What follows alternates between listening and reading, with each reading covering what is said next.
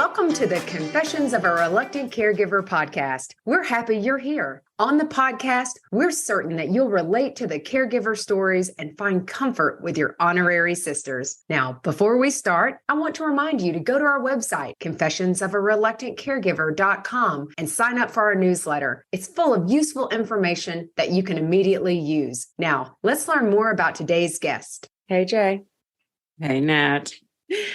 Guess what today is? Oh my gosh. I don't know, Natalie. Why are we here? Oh, it's time for another confession. And guess who we have today? Jennifer Aniston. No, but close. Oh. Basically the same, but better.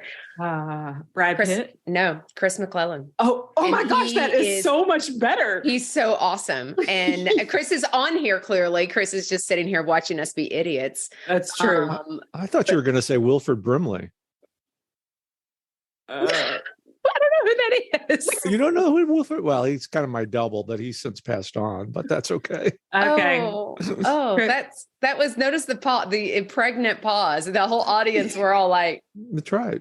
Who is that? We're all going to go look that up. Hello. We should say Google. Hello, Siri. You'll definitely recognize him. Once you see him. Okay, awesome. Everybody, we will post that photo along with our podcast. I am so excited though to have Chris because Jay, we've had lots of conversations with Chris and he is a sibling. He is, we have lots of honorary sisters, but we don't have brothers. And Chris is our brother for sure. True, because wrong on so many levels. Yep. I just fit right in. Yeah, that's true. Totally do. Totally. It was kind of like from the first day we all talked. We were besties. It's been months ago. So oh my God, we were besties. Well, I mean, I can tell Chris's, I can do your bio and everything, Chris, and you're the founder, of course, and the CEO of the Whole Care Network. The Whole Care Network, which folks, if you're not on that, that's a whole network and it's about caregiving. That's where our podcast is hosted, or one of the places that it's posted. And there's loads of podcasts on there. If you're not familiar with it, you need to get on it. Whole Care Network. Chris, our friend Nicole's on there. Oh, that's true. We'll Gather. We've had Nicole on. Yeah, and Elizabeth's on Miller there with Happy Healthy Caregivers. She's awesome too. We're going to get her on our Chris, show. we're just promoting everybty. We're promoting everybody. Because it's so resourceful. Yeah, I know. It's resourceful. I like that. It's resourceful. All care. All the time. All the time. Yeah. I love that. I love, Chris, that I feel like we want to give you the kudos because you have, since the very beginning, you've been a big supporter. You're like a promoter for us, but you're also a mentor. And so you're always sharing information and you're an inspiration. And we love you. We're like a Chris fan. Yeah. Thank you. We're a Chris fan. Okay. Now we're going to get serious. Okay. Serious, Jake. Pull it together. Okay, so Chris, his caregiving journey is a story of terminal illness with his partner Richard, who passed on, but you were featured in a 2015 Pulitzer Prize nominated story entitled "In Sickness and in Health: A Couple's Final Journey," which is beautiful. That journey propelled you to write a book because what's the deal with caregiving? And from that, you developed the Whole Care Network. And today you've hosted multiple podcasts, have podcasts on. And what I love is that the goal is to share stories, which we do, to support caregivers before, during, and after caregiving. Which is a wow. So thank you for being here. Oh, well. So let's talk because you pass wisdom on to us, everything. You have passed so many nuggets onto me personally about my journey. And so tell us everything. Tell us about your caregiver journey. Yeah. Tell us about it. Beginning. You were born and then just push forward. Was born and then and then you became a caregiver. And then I became a caregiver. Well, actually, my four sisters would say a few other things. But, that's important to note. He has four sisters. I do. They're all older. Oh, fantastic! Chris is the baby. I am the baby. So, but and I talk about my sisters quite a bit. And I have a brother as well, but I know that I got my care gene from my sisters. Mm. I have 25 nieces and nephews, some of which are right around my age, because my oldest sister is 18 years older than me. Wow. And her friends at high school used to say, they'd see me as a young adult. They'd say, well, I used to change your diaper in high school. And I said, oh my God. Great. That feels so great. I'm so glad you said it in public. Thank you. But I feel I'm very fortunate to be the youngest, because I was able to gain so much knowledge and experience from watching my siblings raise their kids, and the love and care that they had. And that, that kind of just propelled me when it was my turn to be a caregiver. That's a good way to put it. My turn. Because everybody gets a turn. Everybody's going to have a turn. Everybody gets a turn. Yeah. It's not the turn you sign up for either. You're like, oh. No. What is it you say, Chris? I haven't met one person that's had caregiving on their bucket list of things to do in life. Preach. That's it. So, absolutely. I kept looking at my bucket list. I didn't see it, but when Richard was diagnosed with esophageal cancer, we were thrust into that role. And I think I have a background in social work, and I've worked in senior care. I've worked in churches. I've helped others as a role as a social worker. But when the roles reverse and they change, and you become the one who is in need of the information and referral, it's different. I think it is different. It was different for me. I mean, as a fellow social worker, I forgot because I knew you were a social worker, because I knew that's why we immediately connected. That's why we more than you and JJ. And I'm not commenting on that. You cannot. JJ threw out. You all notice how JJ threw out like, oh, he's talked to me more than Natalie. Yeah. But I think that's important, because no matter how prepared you think you are, it hits you completely differently when you have the role, when you're in the different seat. It's about what seat you're in. Right. And so go ahead. Exactly. And the emotions that are attached to it. Oh yeah, absolutely. The person that's entrusted, the person that's is entrusted in your care, whether that's a parent or a sibling or a spouse or a partner, I always like to say, it's like having two relationships in one, that a relationship that was already established was always there. And then this thing called caregiving pops in, and it changes the relationship. For some people, it strengthens the relationship. It did for Richard and I. But for other people, it doesn't. It has an impact on the relationship. And everything I say today, and anytime I'm talking to another caregiver, a lot of this is learned after the fact, because when you're in the middle of it, you're often reacting. Right. You're testing new water. So there's 9 zillion things I'd like to do different if I had from that experience. But that's why folks like myself stay in it, because we know that the information that and the experience that we have, even if we just share it with one person who's coming after us, we know that we're helping them. Now you talk. Go ahead. Excuse me, Nat. Did you watch us? We always are like, what? No. I never knew sisters talked over one another. I mean, that's like probably something new. I'm going to start using my hand. Yeah, we feel like we should raise our hand, when people are watching us on YouTube. So you talk about the things, Chris, that you were reactive during the time when you were really super active, when you were in it with Richard. So how long have you had to reflect? What year did Richard pass? Well, Richard passed, and we just celebrated. That's not the right word, but it was 9 years on March 9th. Yeah, and actually, it's I think it's today. that we're celebrating. The word celebrating, where the story was published in the newspaper was 9 years ago, right around this time, 12th or 13th that we're recording this.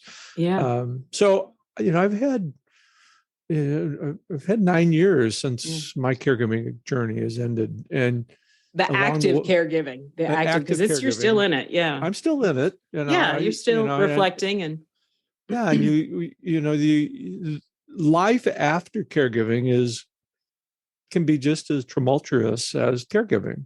It's uncharted waters. You're, and it's not often talked about. In our Western culture, we don't often talk about our feelings as it relates to when life transitioned. And there was times people criticized me for my grief, and I don't really understand that. And but I do know that there are these three components to caregiving, the before, during, and after, have all different impacts. And I think that's why, folks that I've had the privilege of meeting on this journey, and you guys are a perfect example of this in the midst of caregiving. You want to share your experience because you know that it's going to be helpful. But with that, it's also cathartic. It is. Absolutely. Yeah.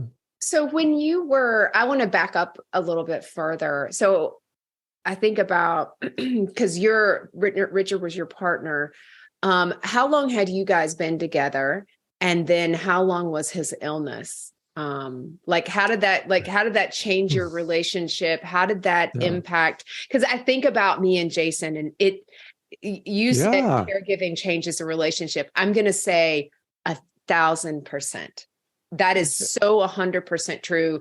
And it's hard when you're in the middle of it, it's so hard to see that it's how it's really changing your relationship until you kind of look back, almost look back, right? You don't even realize it's changed until it's changed. Because when you're in the middle of it, you don't see those subtle changes that happen, whether it's physical, spiritual, personal. You don't notice it because you're in the midst of it every day. But we had 11 wonderful years together, and he was diagnosed in early 2011, given 3 to 4 months to live, and lived another 29 months. Wow. That has to be hard when you have a diagnosis. Like, it's one thing for the individual to say, and we've not talked to anybody about this like this, and I hope this is okay. You can say too much, but we've not, it's one thing for the individual themselves to say, you have 3 to 4 months, 5 months to live for the individual. But we haven't, I can't imagine what it's like for you as a caregiver for the lovey. That's what I look at it. You're the lovey, and what do you do with that? What do you do? And and I pissed, and you just go start throwing crap, and you literally, because I would be mad. I would just, and that's hard. And I remember this day like it was yesterday, and it's been, we're in 2023, so it's probably 11 or 12 years ago. But when the oncologist, and I'll just give you I'll try to do the Cliff Note version, but the oncologist came in and given all these stories, this, it's, there's where the cancer is, these are the options. And so Richard stepped out and went to the restroom. And so then I looked at the oncologist and I said, okay, so, what are we looking here? What's the time frame? And he said, 3 to 4 months, let him do whatever he wants to do. And it's like, oh my God. But here's a key, I think, and again, every caregiving situation is different. Every relationship is different. Yeah. I knew Richard better than the oncologist did. Yeah. And I made a conscious decision that I was going to give this a month before I told him. I wanted to see, we were going to start doing, we were going to do a little treatments. I wanted to see how he reacted after being off the treatments and being at home. He had, goodness, he had probably lost 30 pounds. But he was a fighter. I mean, he grew up in Brooklyn, lived in Manhattan. He was 5'2". He took no prisoners. Yeah. And I made that conscious decision, knowing that if I saw him deteriorating, I would have that conversation with him. Yeah. I told him a year later. I said, look at this. Isn't that interesting? The doctor didn't tell him the time frame, and that he didn't ask. He didn't ask. No. It's almost like blissful ignorance in that sense. Richard came from this era of Stonewall and living in New York in the 60s and being, the other interesting component of our relationship is he always liked to say, well, I'm an agnostic Jew and you're a Catholic seminarian. I said, well, that's a perfect match. But he was one of the most spiritual people that I'd ever met. Yeah. Wow. Yeah. So he was grounded.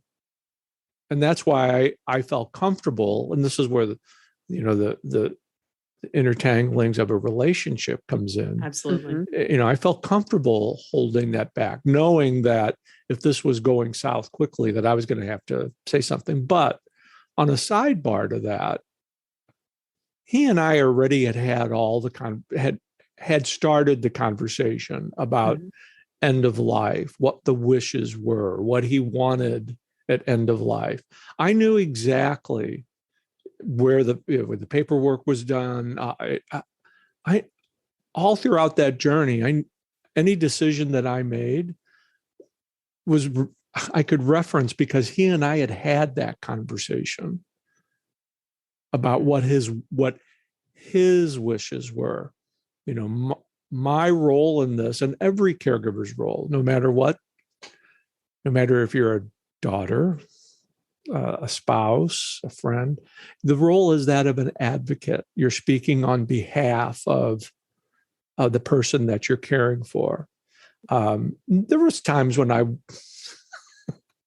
I didn't really agree with some of his thoughts, but you know what?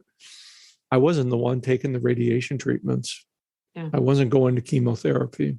I was there as the co-pilot supporting him 100%. Yeah. I shared in the sadness, but I wasn't taking the medicine. Mm. And I think that's what, the message of our stories, they all resonate in caregiving because, it's the stories of what binds us all together. Yeah. One of the nuggets that you gave me several months ago, Chris, was we talked about the words that Mom shared with me, those hurtful words. And what you said to me was, remember, it's the disease, JJ. It's the disease talking. It's the disease talking. Yeah.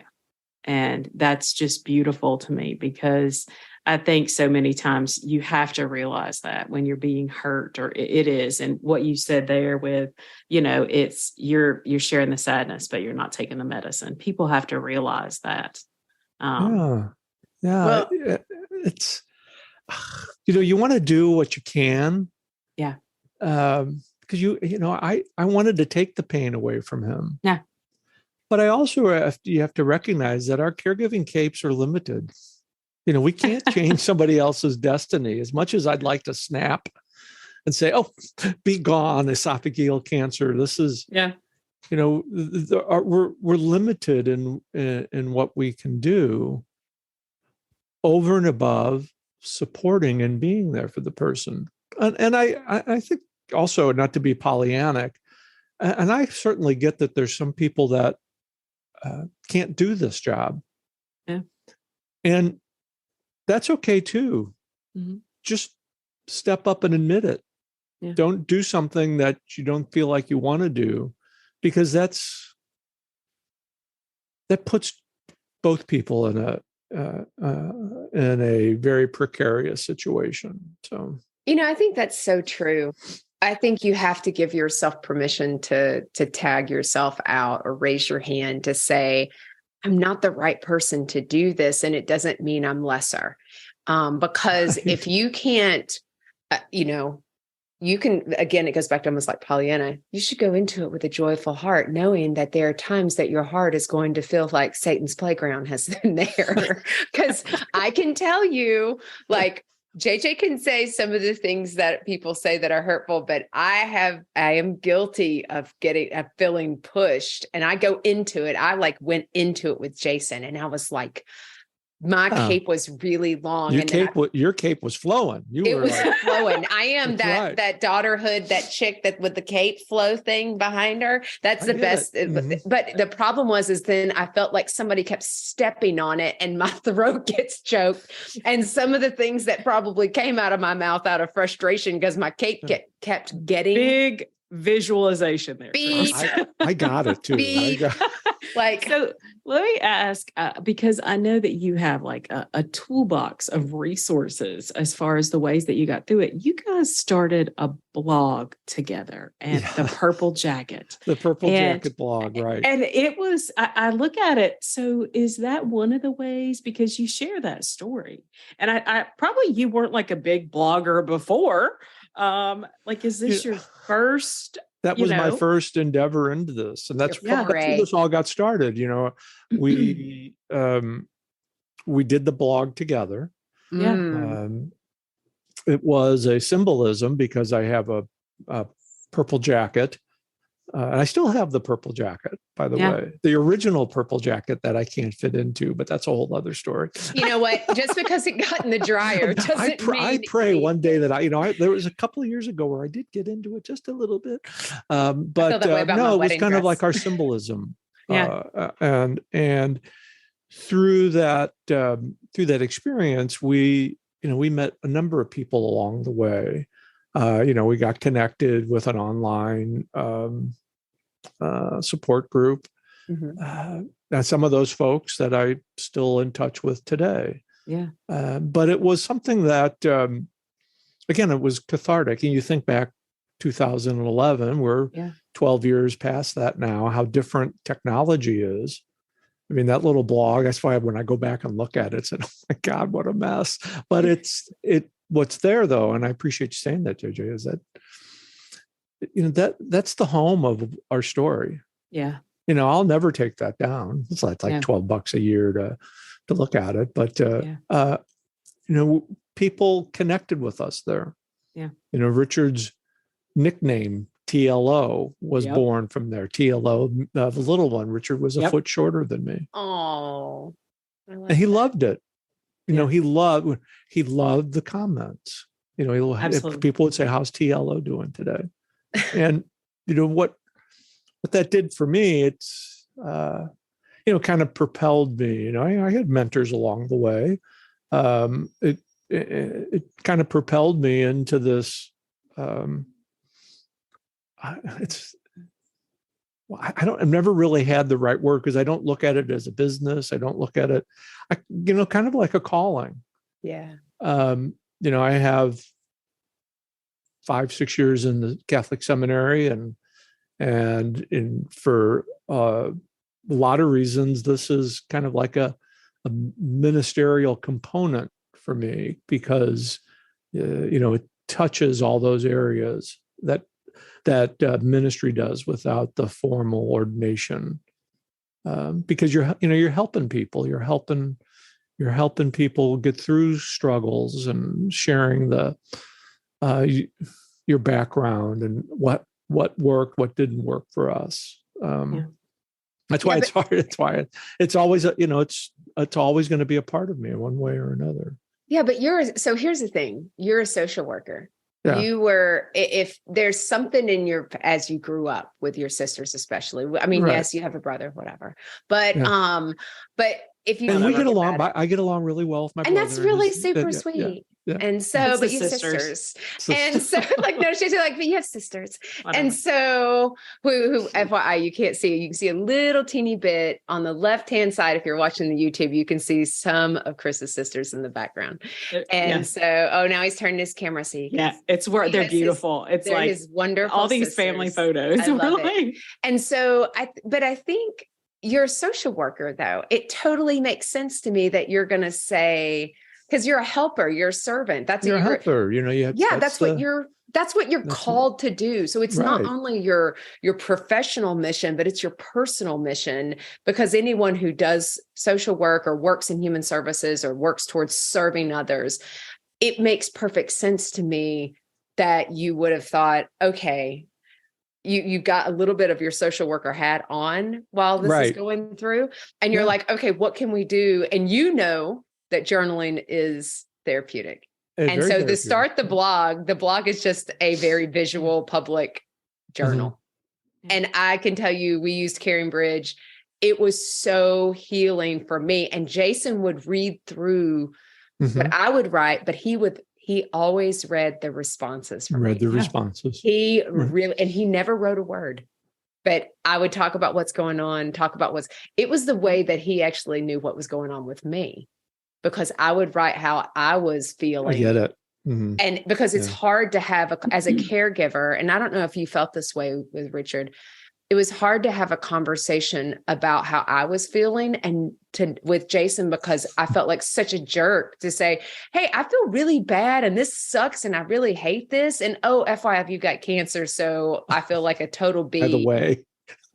I feel like a total B for bitching and complaining. And so I didn't know if you were able to ever really have those conversations with Richard about how you were feeling. Well, not so much, but let me tell you about Richard's wisdom in this. He knew. Yeah. If there was one person who knew what this was doing to me, it was him. Because he would often say, you're not taking care of yourself. I used to, where we lived in Florida, I would get on my bike and I'd go bike ride up and down A1A, which is kind of parallel to the ocean. Sounds like we live on the ocean, but no, I had to drive the car. That's okay. We know you're bouge. We didn't live in the barrier islands, no. But and I used to rollerblade and I used to do all those things that, all of a sudden 50 pounds later, you don't see it yourself, but the person that you're caring for sees it, because, and this is a very important point, they know, your care partner knows, whether the words are said or not, that you're their lifeline. And if you're not taking care of yourself, they're wondering, well, what's going to happen to them? And all too, especially as it relates to dementia care. And, Richard did not have dementia, but he often thought I did, but that's supposed to be, but that's part of his humor. But, we kind of lose track of our own needs, our own care, because we're so focused on caring for somebody else. But that person you're caring for, they know. Yeah. They may not be able to articulate it, especially as Richard was able to articulate it, but they know, because they recognize you're their lifeline. And if something happens to you, what's going to happen to them? That's why we were fortunate. We had open conversations. Not everybody has that comfort zone, but I encourage people to find their comfort zone with their, I'll use the generic word, their care partner, so that everybody knows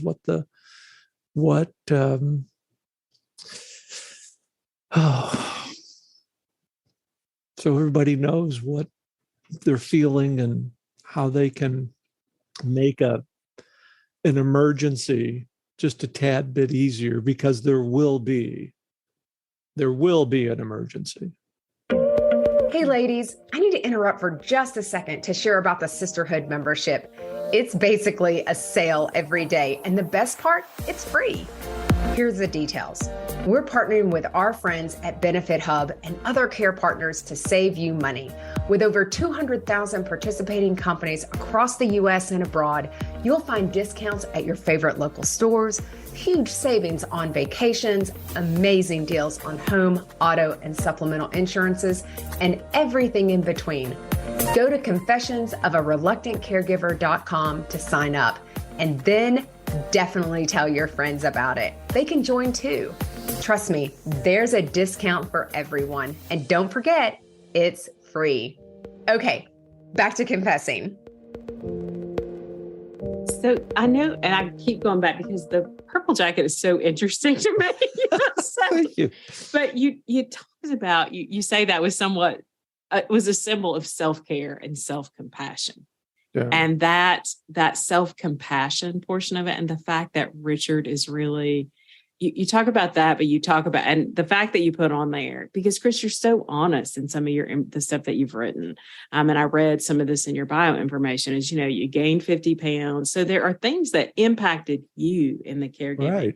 And I know a lot of our if you're listening out there and you've had things like, okay, I just mentally am exhausted. I've had physical impact from caregiving.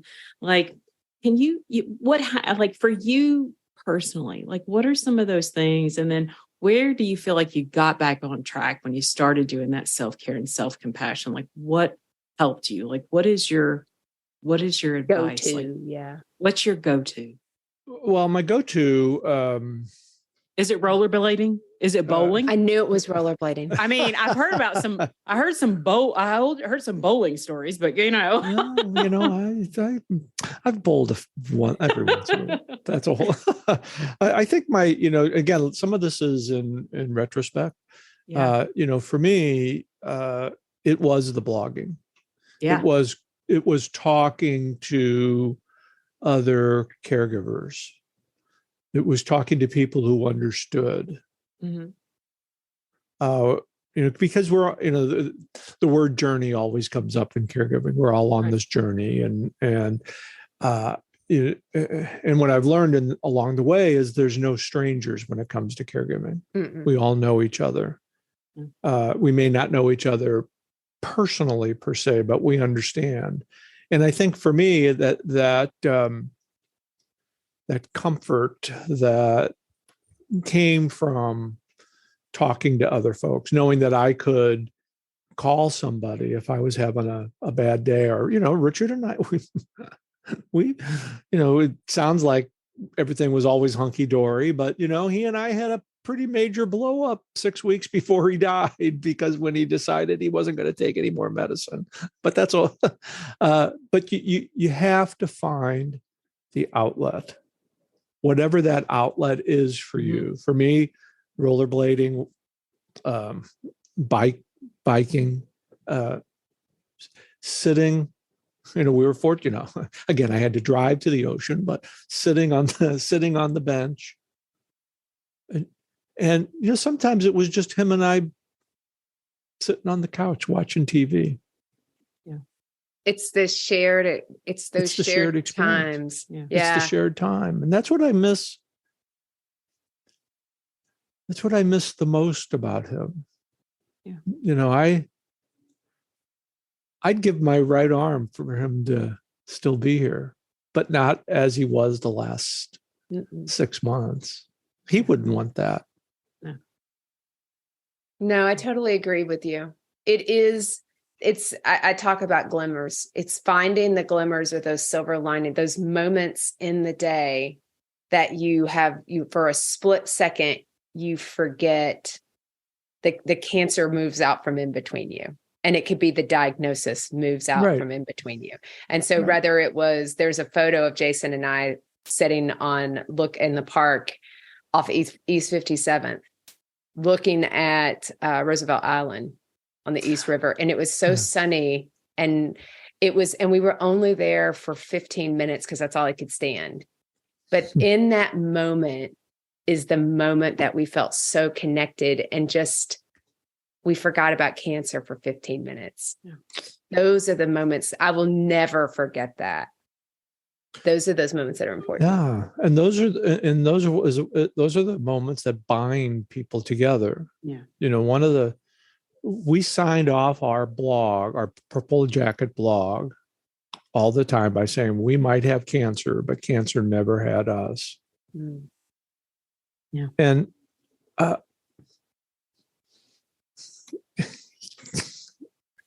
mean, still doesn't have you. And it still doesn't have us. I'm going to kind of get lighthearted here because it's been really deep and serious, but which is good. But there's even leading up to 2 days before he died, when I've got my copious notes with the hospice, and I'm talking to the hospice. We were just coming here to get our meds changed, and he's not responding. What is going on? And they looked at me and they said, Chris, we don't know how this man has lived as long as he's lived, considering the amount of cancer that's in his body. It's a testament to the love and care that the two of you have had, that he's lived this long. It's like, I think I cried for an hour after that. Wow. I don't blame you. Yeah. It shows the power of connection. Yeah. Because it really does, and how that impacts the body, how relationships impact people. I mean, we were about as opposite two people beyond the heights, LTO. But we connected in one beyond the very two good. Opposites attract. Yeah, but, one of my sisters asked me. She said, "How did the two of you? Why did you? Because they saw it.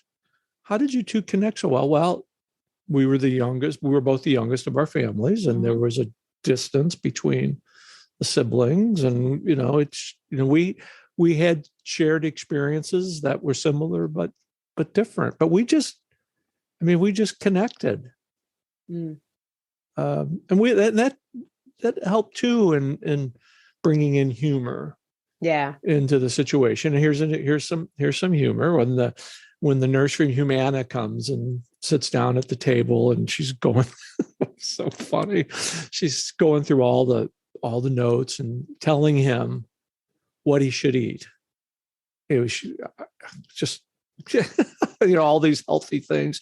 And he looked at her and said, "Look, lady, I'm between 80 and death. I'm going to eat whatever I want to eat." That's exactly right. I am not going to die of heart disease. So, and if I do, I won. I'm not going to lie to you. I won. And that was his deadpan, oh my God, the lady, she just, you know what? You're right. Yeah. Well, he's like, screw it. Right. It was right. Yeah. I'm hoping that indigestion gets me, ma'am, but nothing else. So, but then, and then the other one that I think is important to, and we kind of touched on it, but it's creating that care team.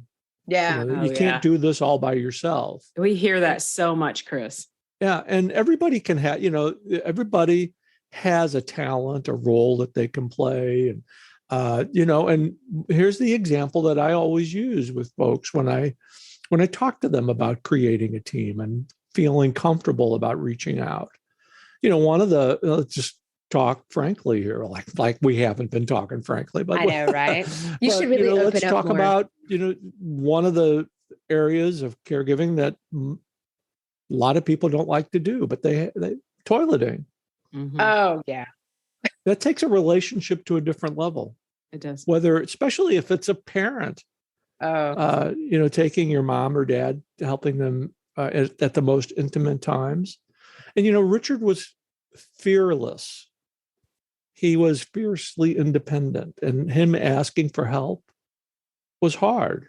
Mm-hmm. But when it came to the time where he needed help for the restroom, we made a joke about it.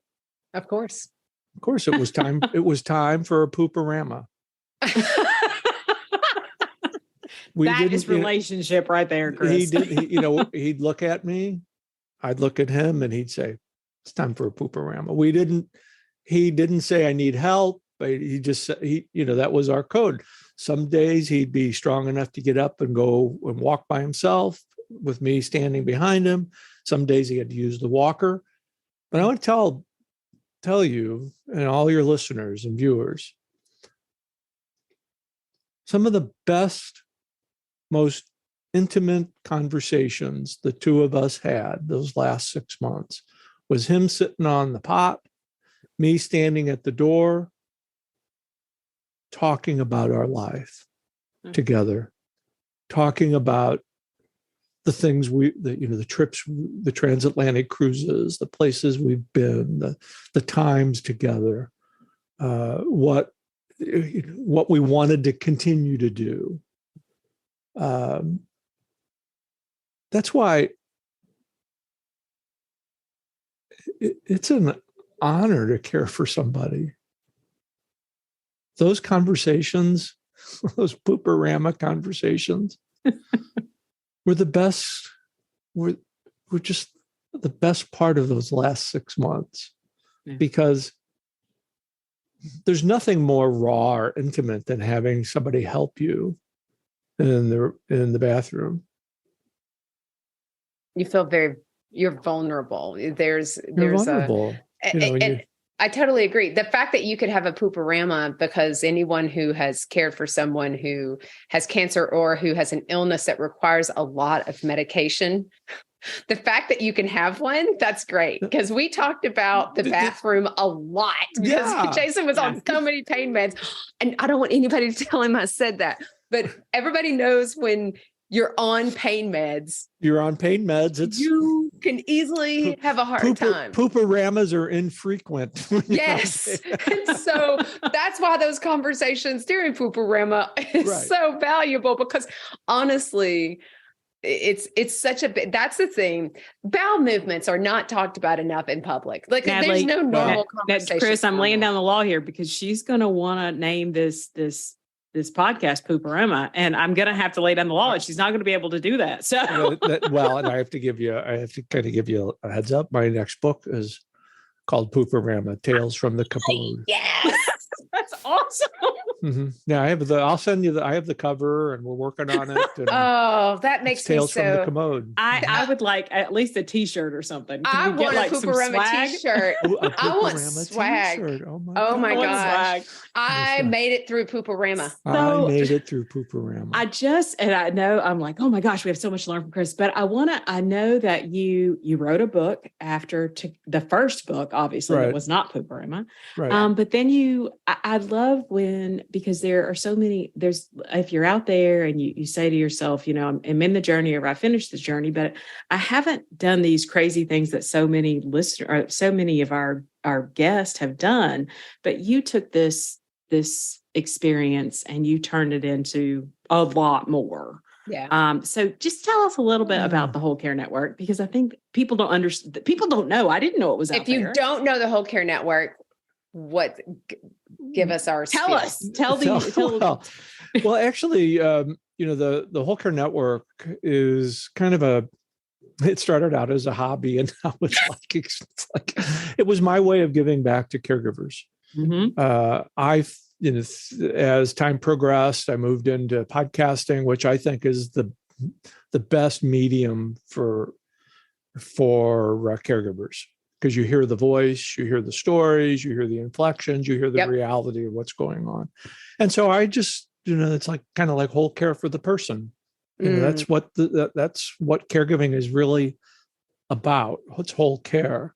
And so, we kind of started the Whole Care Network. And you mentioned Elizabeth Miller. Elizabeth's a kind of a perfect example of what I tried to set up for the Whole Care Network. She was one of our first podcasts. Mm-hmm. And now she's a solo entrepreneur with 8,000 downloads per show. She's giving her message. She's sharing her message, as there is with many other people out there. Yeah, right. It's this niche market. And I use that word lightly, but it is for me, it was an opportunity to give back to the caregiving community. And it also comes from my first job in social work in St. Louis in the 1980s, if you can believe that. But where I was the director of an information and referral service hotline for Catholic charities. We'd have people call in from anywhere from, well, what time is mass at the cathedral, till, I'm thinking about committing suicide. I mean, you talk about Oh my gosh. Well, I mean, you did say information and referral. Information and referral. And but mindful that the mid 80s, there wasn't like these, it was all on Rolodex and maps that we looked all this information up. So this is, I come from a background of trusted information and referrals to help people maneuver whatever crisis that they might be in. And that's kind of what the premise of my thoughts of developing the Whole Care Network was, on this information and referrals service type of availability for people like myself. What was I trying to do when I got to caregiving? I was going to Google. Well, Google, a lot different in 2011 than it is now. Yeah. And so, this network was built so that people could share their stories, because I'm a firm believer that the best information and referral and resources are from one caregiver to another. Another caregiver is not going to tell another caregiver that to go to this place or that doctor when they've had a bad experience. Absolutely. It's not going to happen. Absolutely. So you can, I've had people approach me about, advertising on the network, and I'm all open to all that, but, I want to know your why. What's your story? Why are you in this?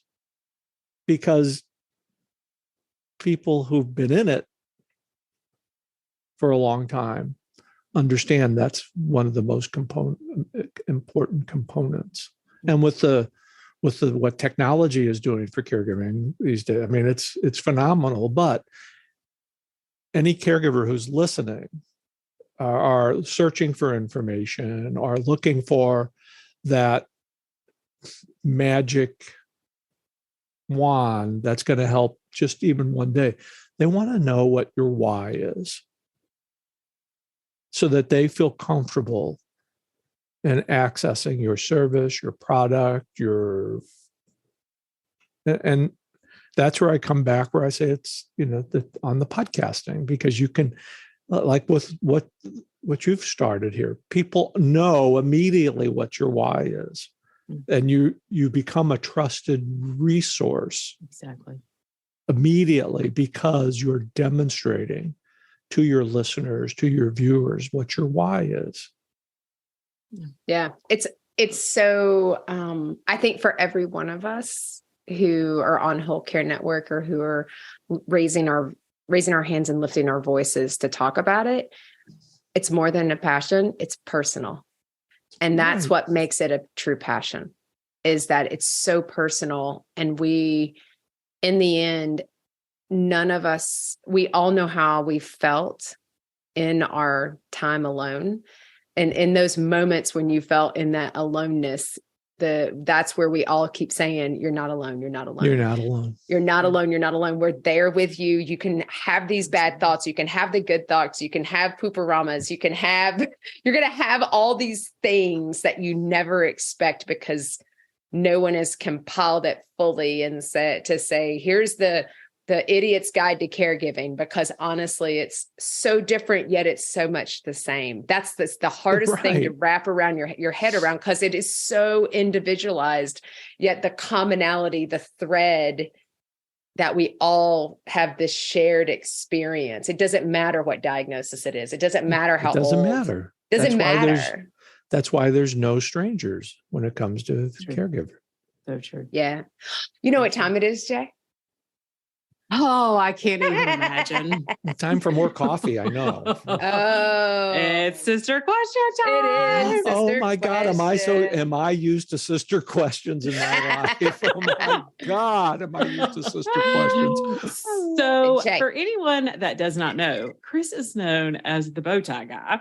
That's true. If you're not watching on Zoom or video, Chris has a really long beard right now. So if he has a bow tie, and I didn't put my bow tie on this morning, so my apologies. That's okay.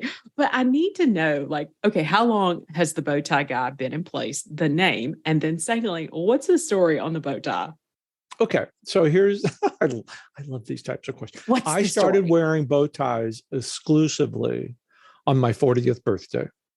Oh, Well, you're And that only would- like 41, so it's so only a you've year. been wearing them very I've infrequently. learned that birthday math from my sisters because they they all have that kind of math also. But I'm an honest little brother. Oh, let's have it. So that's 26 years. Okay. I've been, and really, would you expect me to wear a straight tie? Yeah. Yeah, exactly. That's a whole other question. But We go forward in this car. I use that line in my. Yeah, honestly, we go do you expect forward me to in wear a this straight car. tie? What do you want? But So 26 years in a bow tie. 26 That has years. got to have a background. My father used to wear bow ties. Yeah. I just kind of like the look, and They're fun. and it's a conversation piece. It is. I love bow ties. I'd like to say, and it's probably out in some of my bios. Wearing a bow tie is like wearing two smiles. Love it.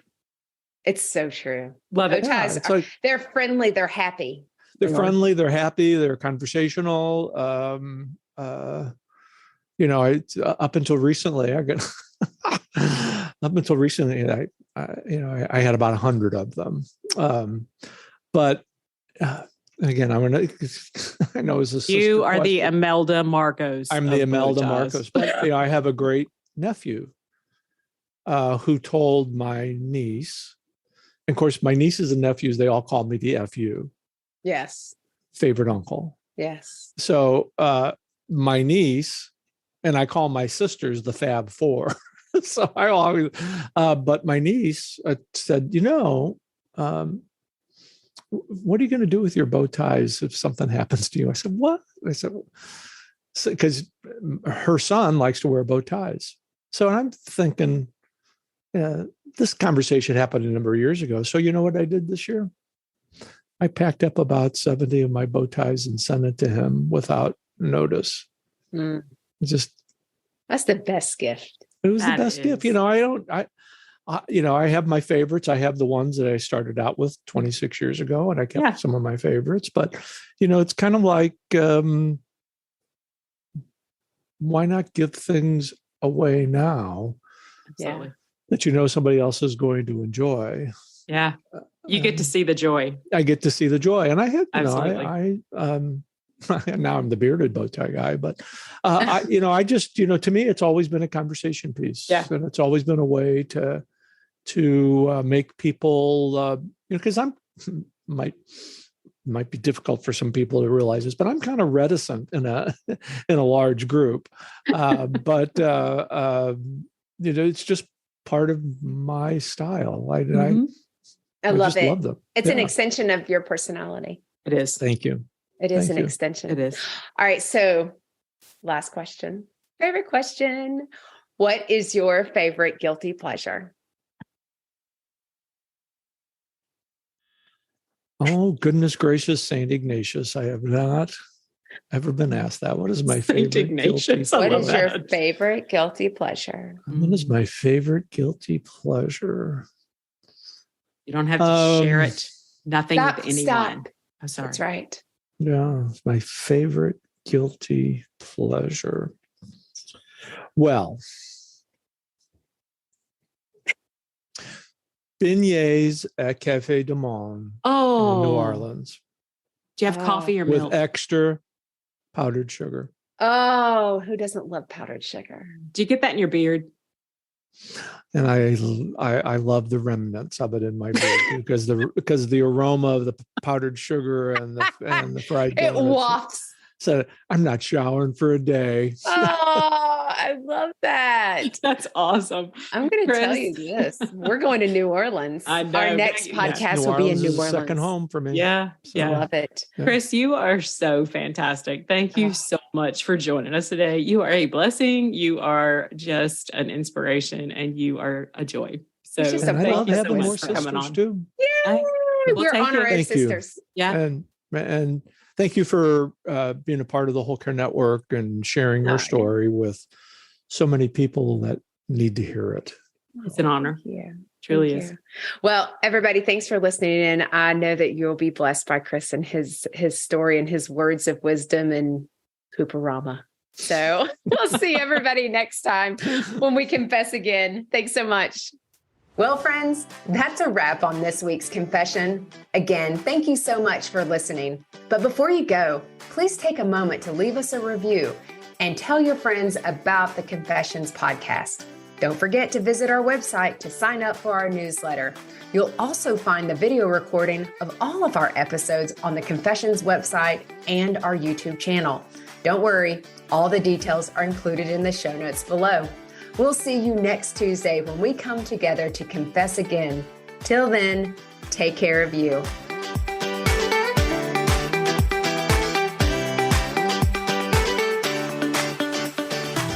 Okay, let's talk disclaimers. You may be surprised to find out, but we are not medical professionals and are not providing any medical advice. If you have any medical questions, we recommend that you talk with a medical professional of your choice. As always, my sisters and I at Confessions of a Reluctant Caregiver have taken care in selecting the speakers, but the opinions of our speakers are theirs alone. The views and opinions stated in this podcast are solely those of the contributors and not necessarily those of our distributors or hosting company. This podcast is copyrighted and no part can be reproduced without the expressed written consent of the Sisterhood of Care, LLC.